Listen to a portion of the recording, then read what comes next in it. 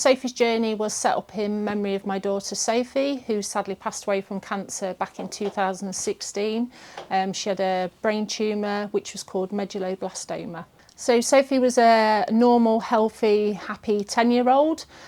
She did a lot of dancing, she had a lot of potential with her dancing, and we started to notice things with Sophie. Her balance was off, she was being sick constantly in the morning, constant headaches, and she just wasn't her usual self. And we had this for about 6 months, backwards and forwards to local GP, and they basically told us that she was a young lady going through hormone change.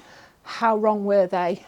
And one day she came down the stairs, she literally dug her fingernails into her head, screaming for help. Mummy, mummy, something's not right. And we just went, something is not right. So we took her to the out of hours centre on Monks Road, and we still to this day believe that them guys gave us more quality time with our daughter of what she had left, because they actually listened to us as parents.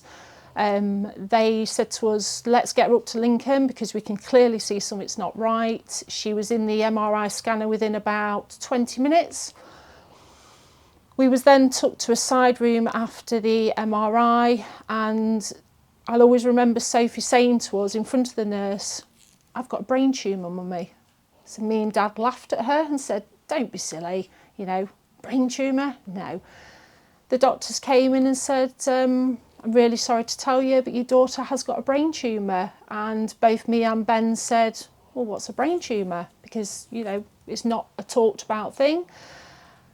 We just thought they'd give us some medicine and send her on her way. And they says, no, your daughter's got cancer. And the journey began from there. They found her a bed at Queen's Medical. She was taken over by ambulance, blue lighted, within about 24 hours. She was in theatre within about a couple of hours of getting to Queen's Med. They managed to remove the majority of the tumour. Unfortunately, there was a small bit left behind because of the location. Then obviously they had to do a biopsy to confirm what type of cancer it was, which was about a month before it came back, and it was confirmed as medulloblastoma. Unfortunately, it was a grade 4, which with a grade 4 tumour, it's one that potentially could kill you, or it'll be there for, it'll constantly keep coming back. So she had that, she had the surgery, which was about 14 hours. Once she'd had that, she came back to the ward. Well, she was in intensive care for a while. She was very, very poorly, but she pulled through. And then from there, she went on to have the radiotherapy, which is a standard protocol. And then she had chemotherapy alongside it. She had that for about a year, treatment finished. And within a month, unfortunately, she relapsed. But unfortunately, this time the cancer spread from her brain all the way through her body. She was then put on a protocol from America, which was a trial, because it was the only options we had left with her. She was doing well on it for about 6 months, and then unfortunately she just got so poorly, she stopped being able to walk, eat, do anything a normal 12-year-old would be able to do. She basically just went back to being a very, very young child. And it just, it spread through her body, and unfortunately she didn't make it. But she did give a good fight through them 2 years, she really did. She battled, she smiled, and that's one thing we take away from it all, that she never let it get her down. She never did. Did you and her remain hopeful throughout, or was there a point where... Absolutely. Yeah. No, you have to remain hopeful, because I think if you give your child that feeling that it's not going to work, I think it makes it less of them wanting to fight. So we was always positive, and we raised a lot of money through a treatment for the children's brain tumour research in Nottingham as well. We raised over 50,000 while she was with us on different things that we did with her. I did abseils.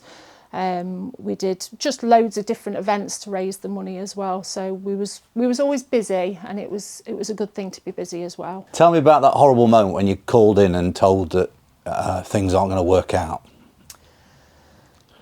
So the day that we was told that Sophie was not going to be with us much longer, we was taken into a room and basically asked to sign a DNR, which is do not to resuscitate.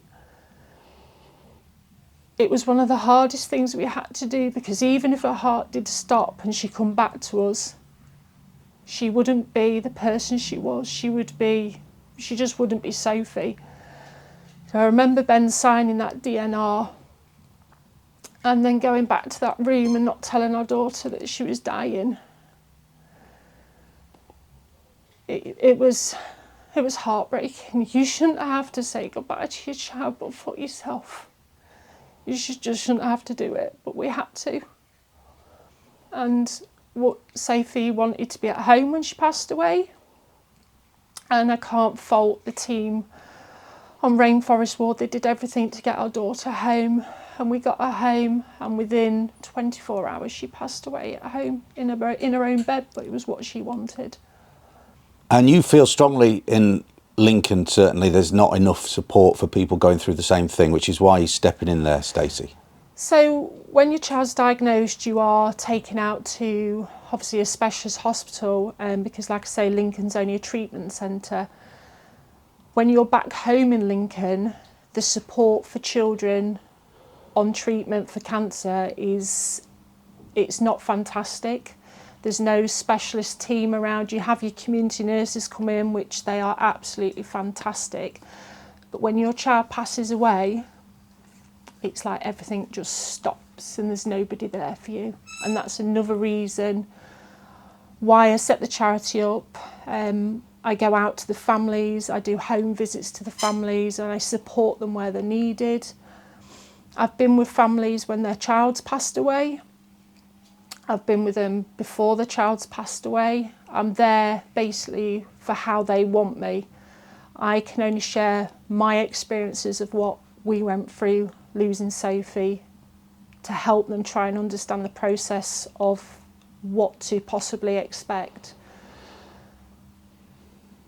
Yeah, it's awful, but I'm so proud that we do it. I'm so proud that I'm able to offer my support to the families. We need to talk about what's happened since then, which is maybe a more positive thing. First of all, the community have certainly got behind Sophie's journey. What about you? Was it a big decision to sort of you become a public figure and a spokesperson for all this? Was that a difficult thing?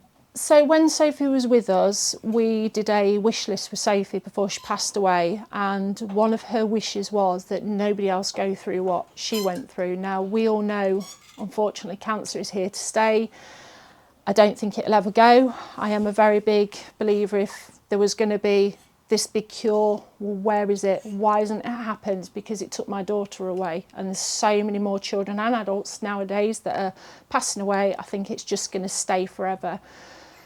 Unfortunately, as we said, we couldn't promise that to Sophie, so she asked us to carry on creating memories for other families in her memory. We was given a breakaway at the seaside, and for us as a family, we came back together because we was both split from Dad was at work, I was at the hospital, and it was nice to come back together as a family just for that week, watching Sophie being a child again, just, you know, enjoying a holiday with no nurses around her, no needles, no wires hooked up to her. It was beautiful. So we said to Sophie, well, let's try and create something like that ourselves. Community has always got behind us in Lincoln. We are so overwhelmed with the support that we've got from everybody.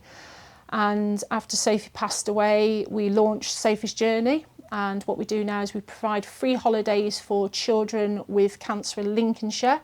And up until recently, we've now added on adults to the charity as well, which means we can support the whole of our community, both children and adults. Fantastic. And where do these holidays happen? Where do they go? So they are based at Haven in Golden Sands at Mablethorpe. We've got 2 caravans. We've got a normal caravan, and then we had one that was fully adapted. So no matter their needs, if they're in a wheelchair, if they need hoisting, that caravan is fully adapted to meet their needs as well. Wow. And here we are in your charity shop. So how long has this been here? So we opened November last year. Again, it's always been on the pipelines pre-COVID. but we took the steps last year and we opened our first charity shop. And you got a helping hand from, tell us about that story, that's incredible. So we had a legacy left to the charity by somebody that I've never spoken to, never met, not had any contact with this person. He obviously did his research and he basically put on that was to start you off opening your charity shop, and his name was Ronald. That is all the information I know about him, but he left us some money in his will. And this is how we've been able to open the charity shop.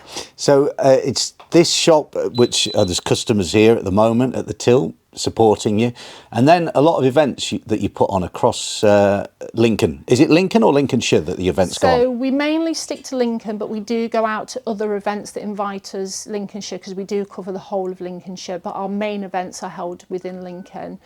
We do many things. We do charity ball every year. We are Lincoln 10K's charity partner. We have been for about 6 years now.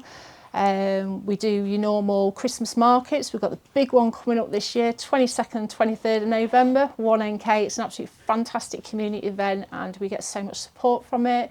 We do bungee jumping, we do skydiving, we do all sorts. Anything to raise the money, we'll do it. And where can people find out all that's going on and how to support Sophie's journey?